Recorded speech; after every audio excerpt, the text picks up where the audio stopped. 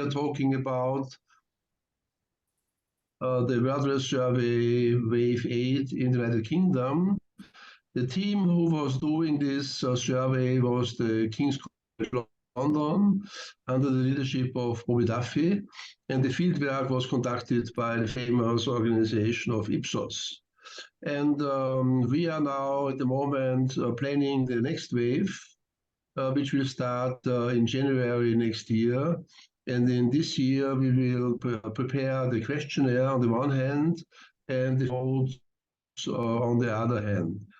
And it was a very innovative approach to methodology of the survey in the to learn from the British team what they did, how they did it, and how it worked, because this might be of significance and of an impact for our next wave, the wave 8. So I think this is my introduction, and would like to hand over to the principal investigator for the UK, Professor Bobby Duffy. Bobby, the floor is yours. Thank you, Christian. Great to be here. And I'm only going to do a very short introduction because it's Alex and Cameron from Ipsos will take you through the actual learnings. But I did want to just say a little bit of context, mostly that I'm just absolutely delighted to be overseeing the UK's involvement in the World Value Survey, which is the first time that we've been fully involved for 14 or 15 years. And I just wanted to pay tribute, I guess, to the incredible support that we've had from the SRC, the UK Social Science Funding Organisation, but then also the Cabinet Office in the UK government, British Academy, Barrow Cadbury Trust, Unbound Philanthropy, and many others, which I think shows how much interest there was in the content and analytical power of the World Value Survey.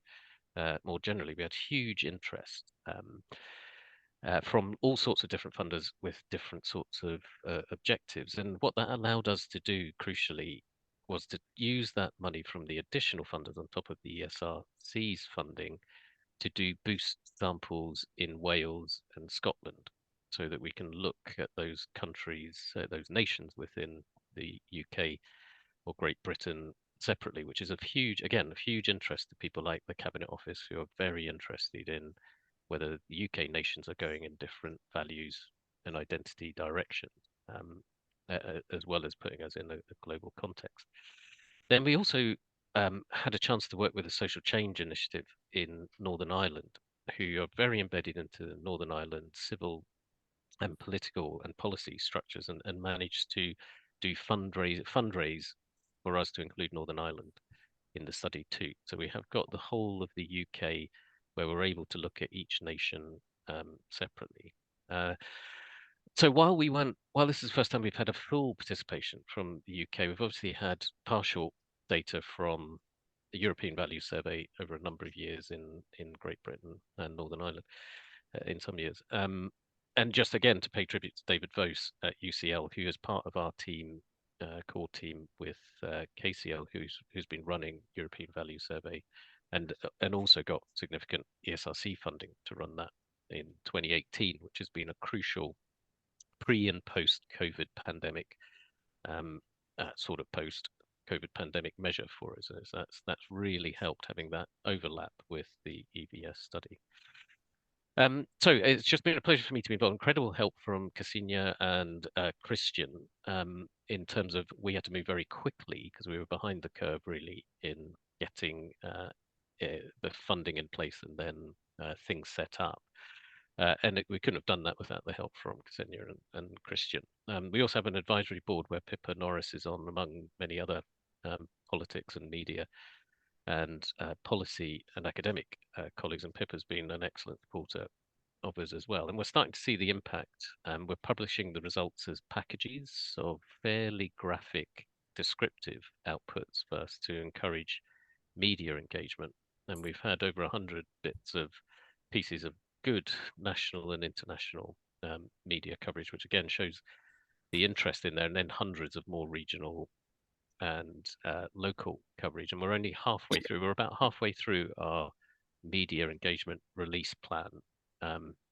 In parallel, so that's only the start, and it's it's a means to an end, not an end in itself in terms of that media engagement. The whole point of that is to draw people towards us and publicize WVS in the UK, which has been a little bit recessed in measuring the UK itself. And it has been really successful in pulling government and other interested people towards us. So now we're starting on the analytical packages, and then we'll work on to our policy related packages. We've got 3 policy labs that we've got to run, that we want to run on different sorts of issues about how does the UK fit into values and identity and attitudinal frameworks. And it would just be great to keep in touch with such an excellent World Value Survey community, people here and others, PIs and others involved around the world in this. So do get in touch, and we will keep in touch with what we are doing. But so that's it in terms of a general context from me, and very happy to pick up offline. Just do email me if you've got any interest, or and we will keep communicating what we're up to. But all of that is obviously only then built on excellent fieldwork, and we have a lot to thank Ipsos for on that. As you'll see, as Alex and Cameron take you through it, we were just about to go ahead when COVID struck. We'd gone through all of these terrible loops of having to raise additional funding over Christmas. That was the SRC's stipulation to us. We'll fund you up to this amount for the full bit, but only if you can raise this other funding to do these boosts. And we had effectively December and early January to do that.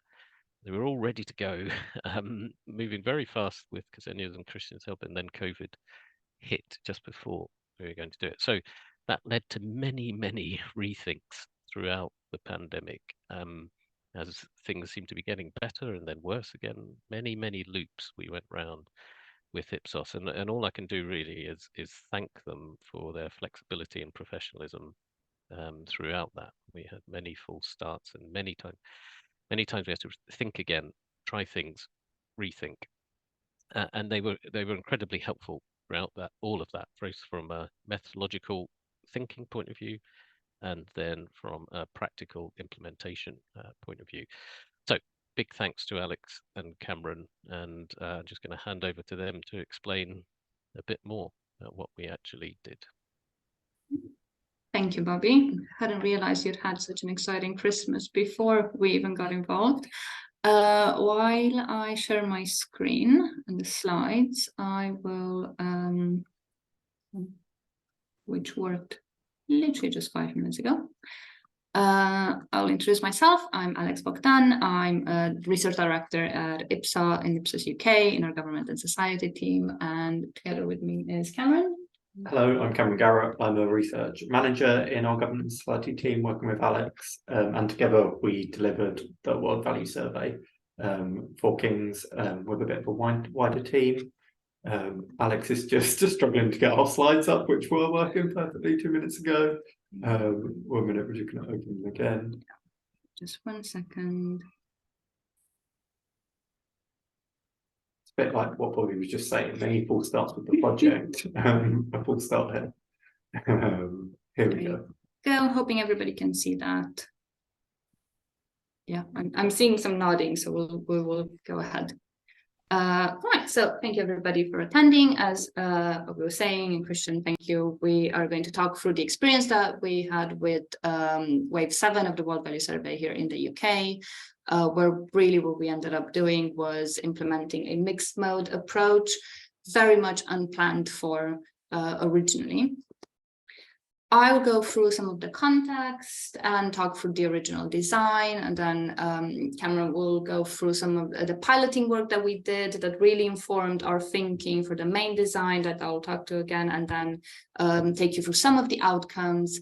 And of course, we're all here for the methodology, but we thought it would be really good to dive into some of those insights as well that Kings have been producing the last few months, which are generally very interesting. So if I start with some of the backdrop to all of this, as Bobby was saying, this was all happening really alongside COVID-19, alongside the pandemic, that throughout all of this, that was the background for us. We as Ipsos were commissioned to deliver the research just as the UK went into its first lockdown. That meant that apart from everybody having to work from home, no in-person interviewing was allowed in those early stages. And then we had really 2 years of false starts where in-person was initially not allowed at all, then returned limitedly, then stopped again, starting again with restrictions.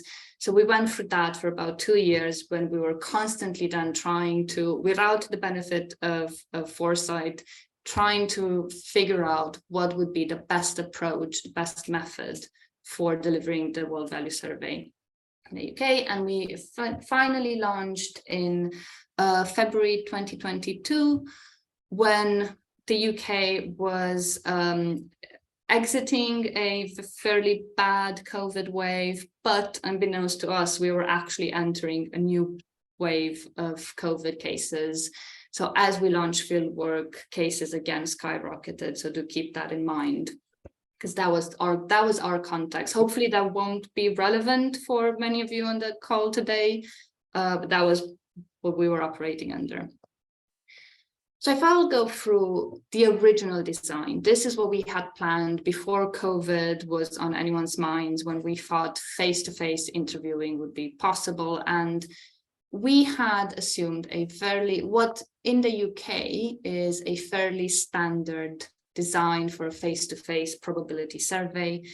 Under our original design, interviews were going to be administered in home by interviewers through CAPI machines.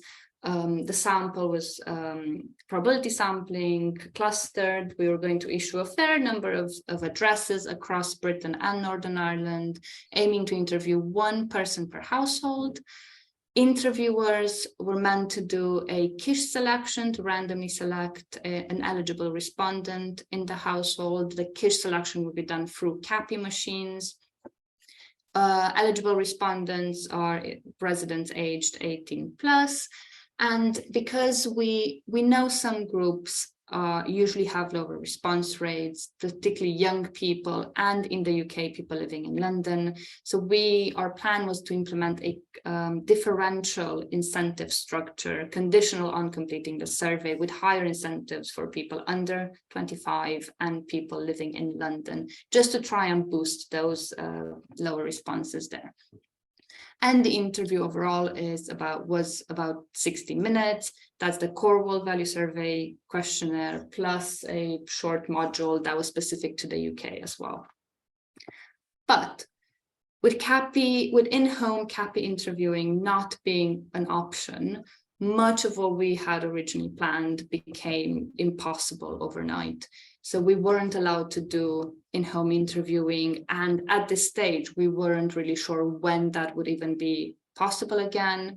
Our sampling approach didn't necessarily have to change much, but we did think maybe once we get started, or if we had to change modes, maybe response rates would be lower, so we would have to issue more sample. Quiche selection becomes a lot more problematic. We were considering respondent self-administered interviewing, where respondent selection in the household becomes a lot more problematic without having interviewers there to do it, because it is a complex task that outside of the survey world, people probably don't really understand why you would have to do that. And issuing differential incentives becomes very difficult if you can't do that quiche selection. First, you don't know who your selected respondent will be and their demographics, so it does become more complicated. We're also not sure if administering a 60-minute interview for self-completion mode was even feasible. So a lot of things to try and work through and come up with a revised design on top of figuring out when we could actually launch fieldwork. Cameron, I think that's you. Yeah, so in this context, we were very keen to conduct our pilot And in that map, which Alex showed at the beginning of the COVID cases, the pilot comes as the first wave of COVID cases in the UK had tailed off, and they'd tailed off for quite a while. And we thought, yes, we can finally launch the pilot and launch main stage fieldwork. But just after the pilot is when you see the big second wave start. So we had the pilot in July 2021, and it was actually around 7 months or so before actual main stage fieldwork.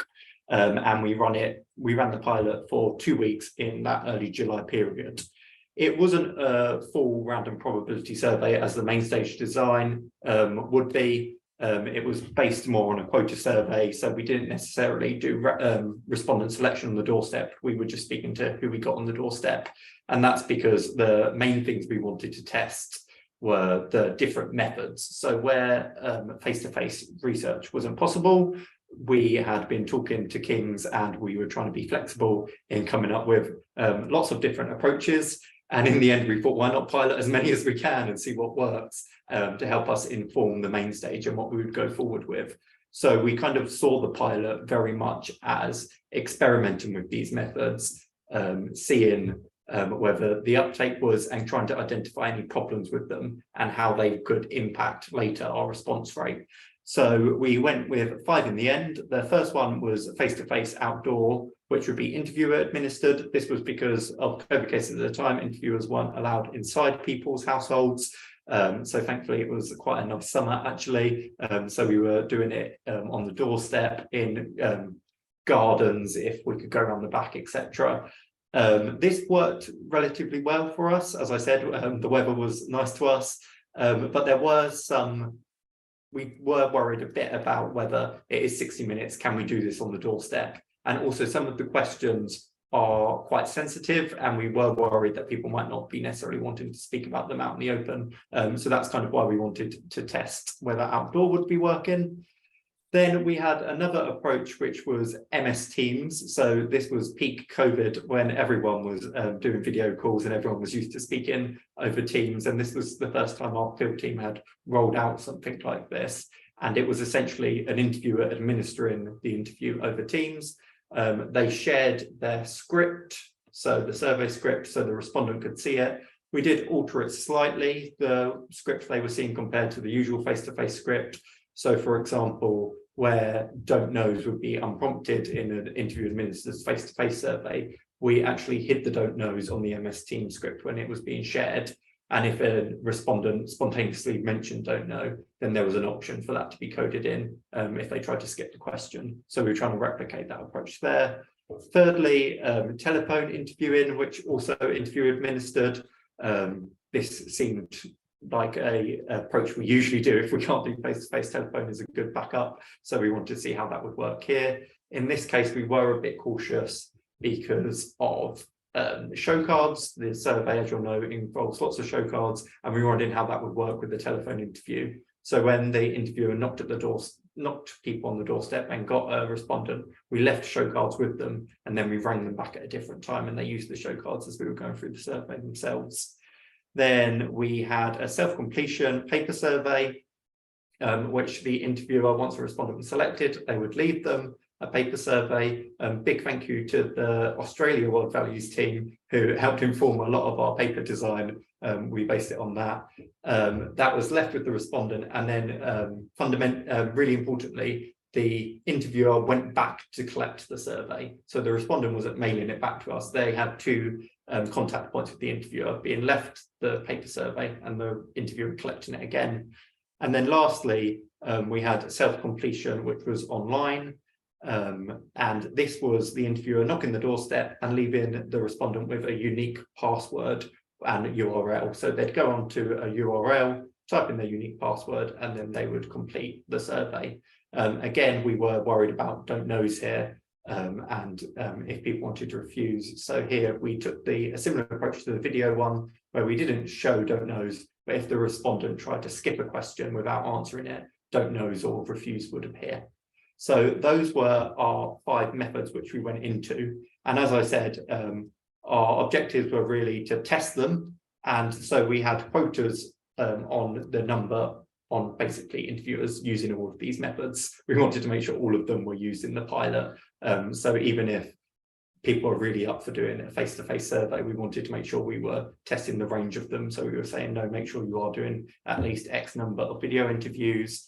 And then, yeah, we were checking how show cards worked. We also wanted to check the flow of the questionnaire and whether the flow of the questionnaire would work on, say, a telephone interview where it's quite different. You're not having that interaction.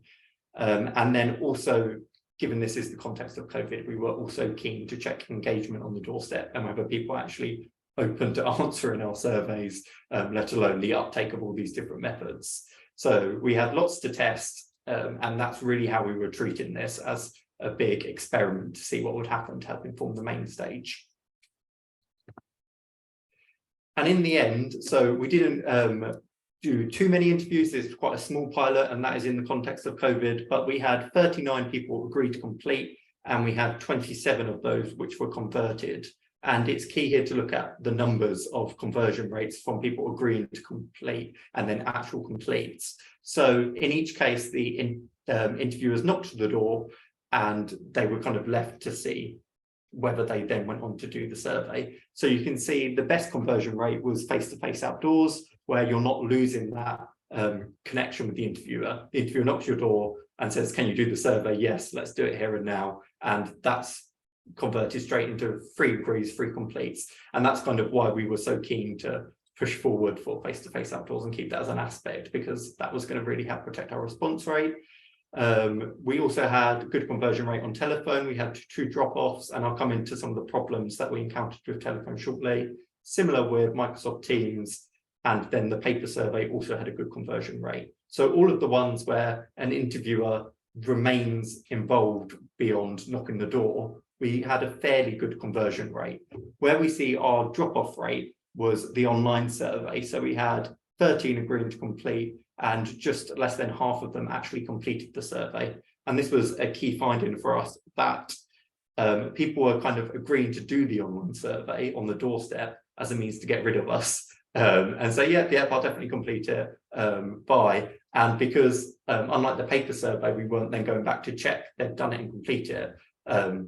That lack of commitment meant we didn't necessarily see the conversions there. Also, there were issues with people like were leaving them with a unique password and URL and then losing that, and it just becoming harder. So that was a key finding for us and helped inform the main stage, where we actually didn't offer the online survey up front. And then also from the pilot, we learned a lot about the timings of the interview, which was a key experiment for testing all these different methods. As Alex said, we were expecting it to be about an hour. And because Bobby mentioned up front all of those lovely people who helped sponsor and fund the survey, that came with the cost of them wanting some questions. So we did have an additional UK module, which kind of put us just over an hour, as we were expecting to be just over an hour anyway. But in the pilot, kind of face-to-face outdoors fell what we'd expect, just over, perhaps a bit long, but considering this was COVID and we were having to do extra precautions around that, we weren't too worried about that. We assumed that would come down in the main stage. Telephone interviewing, you will see that the average time, not too much longer than face-to-face outdoors, but you can see the range actually goes up a lot. So some people who were quite savvy and easy to get through on the telephone, yep, straightforward.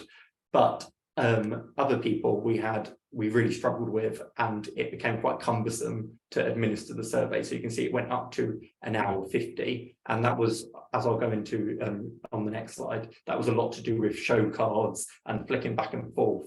And it became quite painful to administer for interviewers. Microsoft Teams, an hour 40, definitely longer. And part of that was to do with technology, things going wrong, screens freezing, not being able to share your screen, etc. Like me and Alex experienced at the start here. So again, quite a big range. And then the online survey was surprisingly very quick. Well, not perhaps unsurprisingly, but 44 minutes, so under. And this range was from 32 to 58 minutes. And as Alex mentioned, some of our concerns were whether a 60-minute survey could be self-administered, a survey of this length. And yes, it could, because the survey time basically went down as people went through it quicker. So this was a really key finding. And again, as I said, went on to go and help inform the methods we later chose. And also it helped us weigh up some of the weaknesses and advantages of the different surveys. So our kind of key learnings from it were outdoor face-to-face, weather dependent, was a key factor. On a rainy day, people were not happy with it, but on a sunny day, very happy. The type of housing was important. Some people had quite big gardens or alleys around the back to get into a garden, and were quite happy for us to do it. But when we were contacting people in housing blocks or big flats, where you kind of speaking in a vestibule, it became a bit more of an issue, and they were more resistant to it. But it was helpful at the time because people were quite comfortable with that around COVID protocols, which was a key learning for us. But we did need time to prepare, making sure everything was okay with COVID, people had their masks, etc. So that was a key learning for us. But outdoor face-to-face, in all, we didn't really see a problem with. We were happy to go forward with that. Telephone interviewing, as I said, for some people it was very difficult. There were problems with interviewers not being there and being able to gauge engagement with the survey. The absence of eye contact and body language became up whether people needed to take a break or were getting bored. This meant it took longer to complete. We had audio challenges, especially with older participants, where we were having to repeat questions quite a lot, or they would like to go off on tangents about certain questions, or really justify their reasoning why they were given an answer. And it became difficult for interviewers to kind of move them on to get through it. And that was harder to do without that absence of body language, eye contact from interviewers, etc. People were getting bored with the survey. It was very long at times. As I said, some people, it went on for near 2 hours telephone interviewing, and the show cards became really difficult to manage. So we'd actually left those with respondents, and they were numbered, but respondents were finding it quite hard to flick through. I think we had a case of someone losing their show cards as well, which became quite difficult. So there was just a lot of practicalities behind that. And it became quite hard to ask sensitive questions over the phone. There's stuff around domestic abuse in there, and people found that quite hard to administer and really gauge people's reaction to asking that question. And I think on one telephone interview, we actually had people dropping off because they weren't that comfortable answering that, and interviewers found it hard to reassure them over the phone. So in the end, as we'll come on to, we decided to drop telephone interviewing because we think it posed too many challenges, and was causing interviewers to become quite annoyed at us. And anyone doing face-to-face interviewing will know you want to keep your interviewers on side. So we got rid of that. Microsoft Teams video interviewing, we had really mixed feedback. Some people loved it. This was COVID, where everyone was used to it, and they were quite happy to come on and speak to us. People who traditionally it would be hard to get on video interviews, they were speaking to all their family on it and had become quite savvy with it. So that was quite nice. But on the other side of the coin, people were becoming sick of staring at screens. I know throughout COVID, I was staring at a screen all day, and people found that hard to say, oh, do I want to really commit to having another call after work? No, thank you. So there was an element of screen fatigue there. So it kind of pros and cons there. We had some reluctance from respondents, assuming it wouldn't necessarily be completely easy to do. Some thought it would be quite hard. There was all different people said, will it be a Zoom call? Will it be a Teams call? Do I have the right app for this? But interviewers found it quite easy to reassure them and said, I'm going to send you a link and you just need to click it. And then, as I said, there were some tech issues that came up about screens freezing, etc. But on the whole, whilst we did see interview length really long for some Microsoft Teams interviews, we thought it was important that we were offering some kind of interviewing where an interviewer wasn't physically present, given the context of COVID. We thought this was quite a COVID safe approach where it could be interviewer led, and also an interviewer wasn't actually in the room. So we kind of weighed up the pros and cons of that one and thought we should go ahead with it. And actually some interviewers loved video interviewing and said, oh, it's it's nice to sit at home and bash out lots of interviews all at once. Some people were less keen on it, interviewers themselves being a bit tech phobic towards it and not feeling that comfortable offering it. So kind of a mixed bag there. The paper survey, in all, I know it, as I said, it's been used for other world values surveys in different countries, and yeah, I think that kind of reflected it was very well received here. We didn't really see any major problems with it. Agreeing a time to collect helped motivate respondents to complete it. So the interviewer was saying, I'll collect it at this date, this time, if you can make sure it's complete. Interviewers, when they went to the doorstep, they did kind of have a flick through it and make sure they had actually completed the survey. And if they're about half complete, interviewers would say, oh, I'll just pop back to my car, and maybe if I come back in 10 minutes or so, if you can just complete it. But that interviewer engagement, I can't stress enough, was really important with collecting it again. Otherwise, we feared we'd fall into the online survey problem where people were just saying, yes, definitely do it without actually doing it. But in all, it was quite fast to complete, and respondents seemed to enjoy it. Yeah, and the paper returns we got were quite good quality, so which was always nice to see, and we were happy with. The online survey, as I said, definitely well received on the doorstep. People saying, oh yes, this will definitely be easiest way to do it, but really difficult to convert into completes. So easiest to sell, but difficult to complete. And we were very concerned about our response rate and offering that. So that helped inform our final decisions for what we did in the main stage, which Alex is now going to speak to you about. Thank you, Cameron.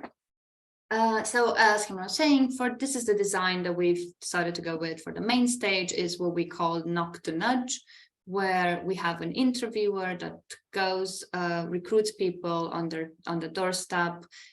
They will complete a quiche selection grid on the doorstep as well to select the respondent randomly. And then they were instructed to offer these modes in priority order. So we wanted them to prioritize face-to-face in-home interviewing. At this stage, in-home interviewing was allowed again by the MRS.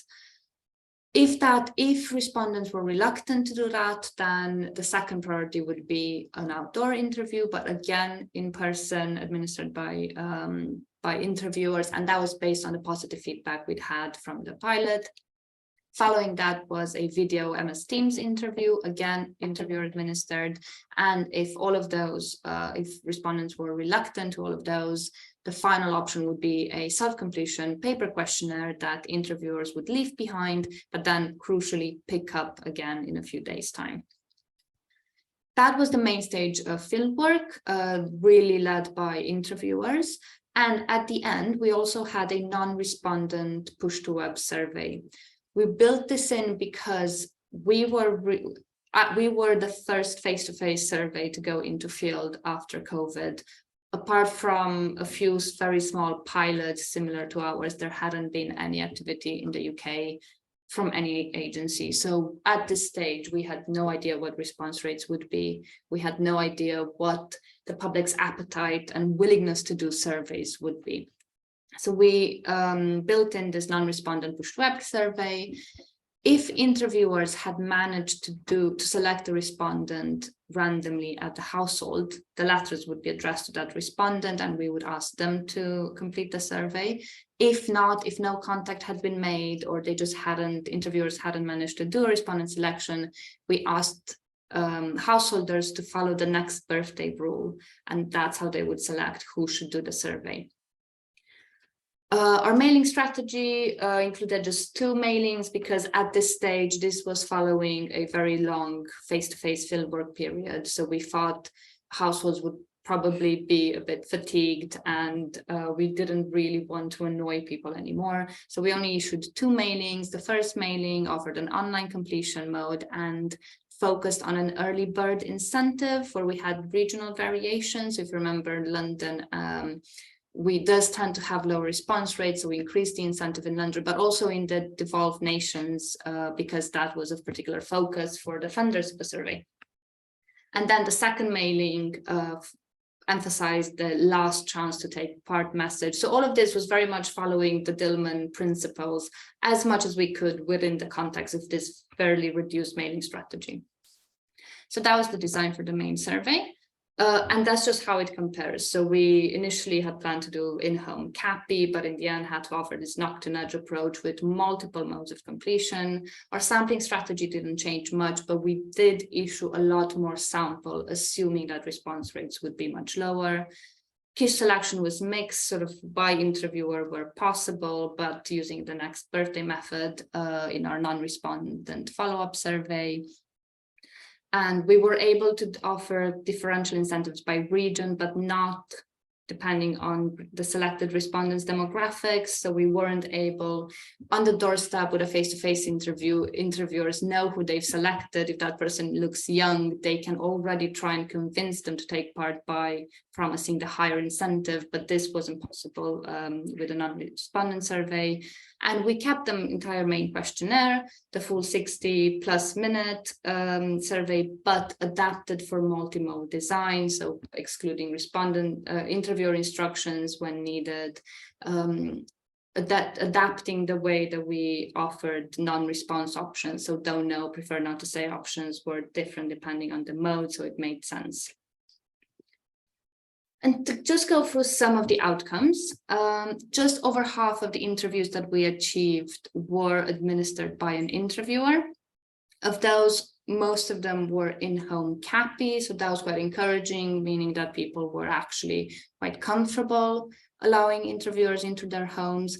A small number were took place outdoors as well, and a very small number of video interviews where interviewers were still administering the survey through MS Teams, sharing their screens, so respondents would see response options just as they would have seen the show cards person. So not a very high take-up of video, at least in the UK. And then less than half were self-administered. Postal paper questionnaires were about 19% of the completes. So these were still, there was still that interviewer involvement where they did pick up the questionnaires afterwards and just double checked that they were filled in. And then from our follow-up survey, that did give us a substantial boost to the response. 28% of the final number of completes came from that online follow-up survey. So quite a big boost to our overall numbers. What we realized just doing a bit of analysis of the demographics is each mode will be better suited at capturing different demographics. Face-to-face survey completes tended to be a bit older, more likely to be retired, lower levels of education, which was quite normal for that population. With video interviewing, there were, as I remember, not a huge number of video interviews, but we did capture a slightly different population, more likely to be working age, more likely to be employed full-time, higher levels of education, sort of median incomes.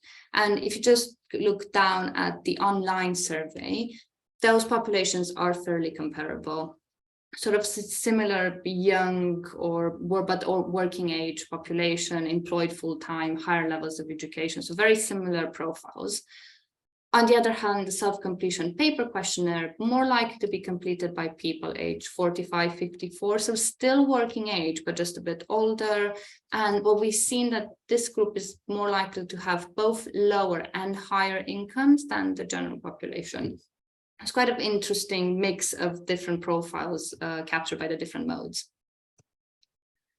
And we did manage to look a bit at the quality of the data provided. Obviously, there's a lot more analysis that can be done, but we were particularly interested in non-response. One of our key concerns when we were redesigning the survey was around self-administered surveys and whether respondents would just not provide answers and choose to skip questions or refuse to answer questions more. That's why we adapted our approach to prefer not to say response options.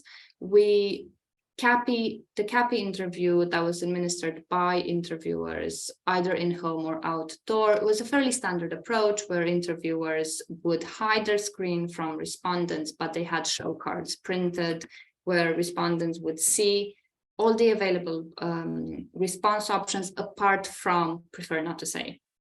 So it's unprompted non-response. Video CAPI tried to mimic this, as Cameron explained earlier. On the screen that was shared by interviewers, respondents could see the response options, but not the prefer not to say option. They did have the option to select that if the interviewers had to try and skip a question and then prefer not to say would appear. We used a very similar approach for the online interview as well, where it was initially unprompted. And again, if respondents tried to skip a question without answering it, then prefer not to say would appear. The difference is with the video, because it was interviewer administered, interviewers knew that the response options was available if they tried, whereas with the online, you sort of just had to try, and then you would figure out that, oh, you could refuse to answer a question. In the postal questionnaire, which fairly standard, we didn't include a prefer not to say option because we thought respondents could just skip a question if they wanted to, if they didn't want to answer it. So we looked at the average item non-response across all questions that are asked all in the survey. And yes, postal questionnaires do have higher levels of non-response, but not as high as we maybe would have expected. So it's still 3% on average. Some questions obviously a bit higher, but overall not that bad. So these are our learnings from running the world value survey in the UK under Knock to Nudge and from the pilot. We think Knock to Nudge is a suitable methodology for world value survey, but it is essential that design is carefully considered because there are, as you've seen, a lot of interesting quirks that you do need to take into account. Face-to-face does continue to be the preferred mode, and that's both by respondents and by interviewers. And in the UK, that would have offered us the best comparison to the work that had been done before on the European Value Survey. Online can work, but it works better as a non-response follow-up survey. If it's offered on the doorstep, really what it does, it becomes a proxy refuse. People use that just to get rid of interviewers on their doorstep. Telephone interviewing, we found that it substantially increases the length of the interview. Video interviewing does as well because of those tech issues they need to set up, but video does get better feedback from interviewers, whereas telephone just had bad feedback overall. And postal data can have higher item non-response, but actually it's not as big as we would have expected. And what we found from interviewers, specifically from their feedback, is that agreeing a collection time is crucial to actually getting those paper questionnaires back and processed. We know from other studies, we run the British election study in the UK, for example, where we have the CSCS module, that's the comparative survey of electoral systems, where we just hand out a paper questionnaire at the end of a face-to-face survey, and together with a return envelope, the response rate, the return rate is much lower because people do just forget to fill it in, or they don't, there's not that prompt for them to do it. And those are our main learnings in terms of methodology and some of the practicalities of administering it. But Cameron, I think if we've got a bit of time, so we could go through some of the insights that the King's team have been able to produce. Yeah, we're not going to go through these in too much detail, as I know we're mainly here to speak about methodology. But given the amount of work that went into the survey over a few years, it's been really positive for us to be seeing the impact that the UK's involvement in the World Value Survey has had in the UK media. And I'd love to take credit for that, but that's definitely been Bobby's team leading on that. And I would follow up with him if you wanted more information about their strategy. But from what they've been happening so far is they've developed a very comprehensive media strategy, which kind of has bucketed releases around certain topics. So whether it's been about immigration, for example, or confidence in institutions, and releasing them out individually to get pickup. And I think it's a testament to kind of the depth and quality of the data in the UK. Each of these buckets have been picked up really well by big media organizations here. And I think a key point of that is the international comparisons that we can make and say in the UK is this at this stage compared to other nations. And I know lots of there are online surveys out there now doing that on panels, but I think kind of the quality behind the World Values Survey shows why this one has been picked out compared to some fast and cheap way of doing it on online panels. So you can see here, for example, The Guardian, the Evening Standard, etc., all very good and all very positive to be seeing. So some of the findings themselves, which have been picked up in the UK, this one was released, I think, just last week, around whether people believe in their religious beliefs. And you can see the belief in God has dropped off over the past few decades, and heaven. And yet, for some reason, hell has remained fairly consistent. Read into that what you will. And life after death has peaked a little bit since last time as well. And I think being able to show these type of questions are stuff which people are really obsessed with, media people, and they generate good headlines, and being able to go back all the way to the late 80s in that is really important, and shows why it's important to keep doing temperature gauges and running this survey in the UK. Also, the question about whether you trust people in your neighbourhood, or whether you just trust people in general, and this one question specifically picking up on whether you trust people in your neighbourhood, and the UK being very high on the list here, so just being beaten by Norway, Sweden and Egypt. It's nice to see the UK measuring high on questions like this. We're usually quite a miserable bunch. And as you saw, this developed into quite a good media headline about love thy neighbour, etc. And yeah, it's really good just to be saying the UK's amongst the top in these countries, or equally being able to say you're at the bottom, etc. Stuff like that, people really like picking up on in those international comparisons. And then lastly, I think what's been really interesting in the UK, at least, is kind of showing how people have become a lot more liberal compared to the past 40 years, and how attitudes have shifted over the past few decades. So was the question about up front in the survey about whether you'd like to have people as neighbours. I'm really sad I remember the ordering of the questionnaire now, having gone through it lots and script checking it. Yeah, we've seen Brits become a lot more liberal, attitudes towards gay people, different ethnicities, etc., and immigrants, people becoming a lot more accepting of them. And this is really important. These are debates that are still happening quite a lot in the UK, sadly, about our immigrant problem, etc. And this is really useful data to show actually people are becoming far more liberal, and perhaps the public aren't quite where the policy debate is, and it's really useful evidence for policymakers. And I think that's why when Bobby was listing the funders up front, people like the Cabinet Office were so keen and interested in this data, as it can really help them form some policy. Hopefully, at least they're using it to the evidence to form policy. And then also, this will be a nice one for, I know we've got quite a global audience on the call, but trust in all different organisations. And you can see British people's trust in the EU has shot up recently over the past half decade or so. So it had already gone up by the time the European Values Survey was measured in 2017, but it's gone up again even since then. That kind of speaks to the polarisation in British society around Brexit, and people who might in the past have been quite softly pro-EU are now quite strongly pro-EU, and definitely saying they have lots of confidence in it and what a terrible choice our government has made, etc. And you can see trust in the government dipping down there, which and Parliament, which rings true for lots of kind of the Brexit discussions and problems we've been having in government passing stuff recently. So yeah, catnip for the British media, that one.